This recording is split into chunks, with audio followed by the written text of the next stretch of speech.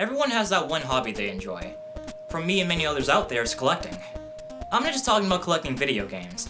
Everything is collectible. Trading cards, figures, books, and even coins. If you enjoy having large quantities of items, then collecting's for you.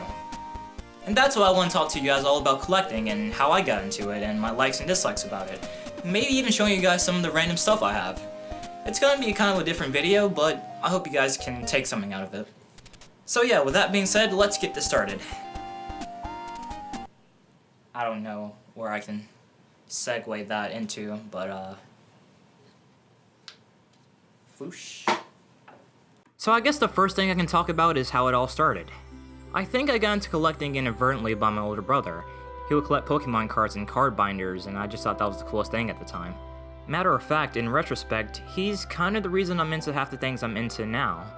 So I guess in hindsight, this video is actually kind of happening because of him. So thank you, brother. Also, don't tell him I still have his Pokemon cards. First things I can really say I started collecting outside of video games here and there were Shonen Jump magazines.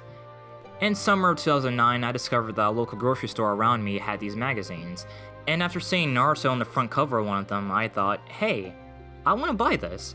So I asked my mom and she got it for me, and I took it home that day and I read it. Actually, here it goes right here.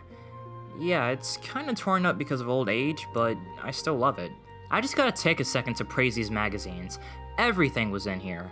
New manga chapters for Naruto, Bleach, One Piece, and so many more.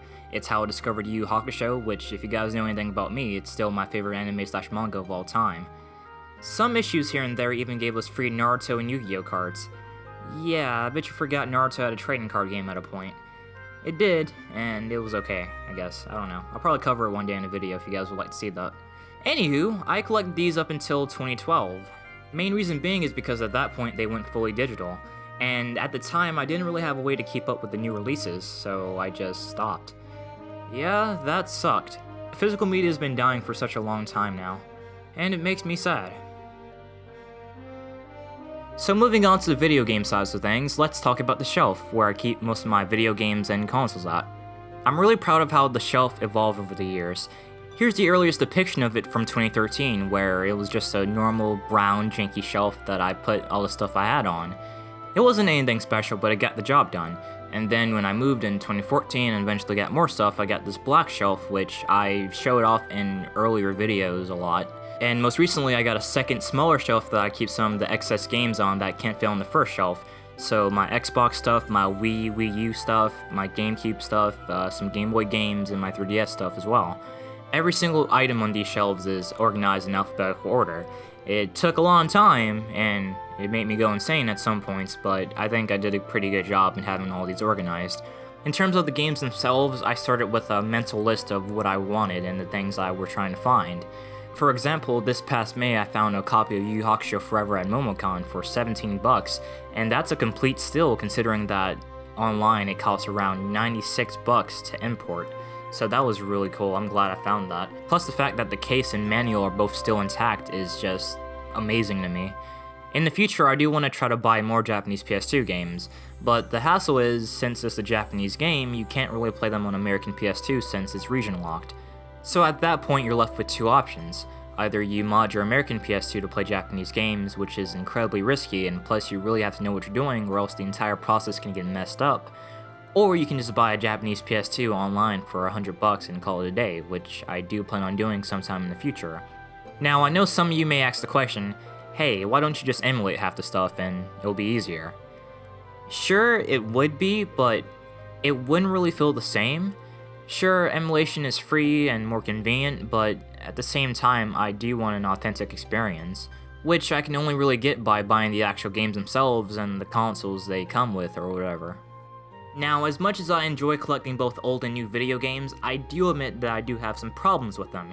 Not so much with the games themselves, but how they're packaged. Small rant here, by the way.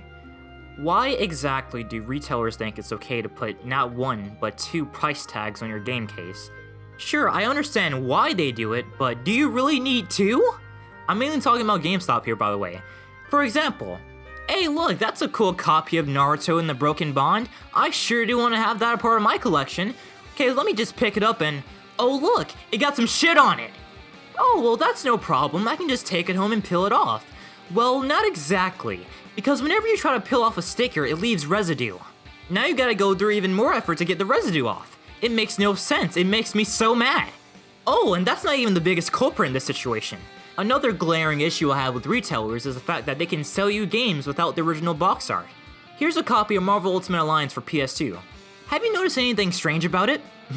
I'll help you out. It's the fact that there's no box art. Why isn't there any box art? Sure, I'm just paying for the game, but put it in something presentable, not a bland white box with text on it. Blockbuster. That's why your company shut down. A similar issue I have with collecting disc-based media in general are sleeve cases. Why the fuck do people use them? Sleeve cases are the worst things in human history. It's actually a step backwards in evolution. Some Einstein had the bright idea of actually putting disc into these. I don't care about disc preservation. I'm just gonna put this disc into the case so I can get my fingerprints all up on it. It's a pretty crappy game anyways. But still, I don't want my fingerprints all over it, okay? It actually gives me hives. So I can show you guys the issues I have with sleeve cases firsthand. I'll use the Spider-Man trilogy on Blu-ray for example.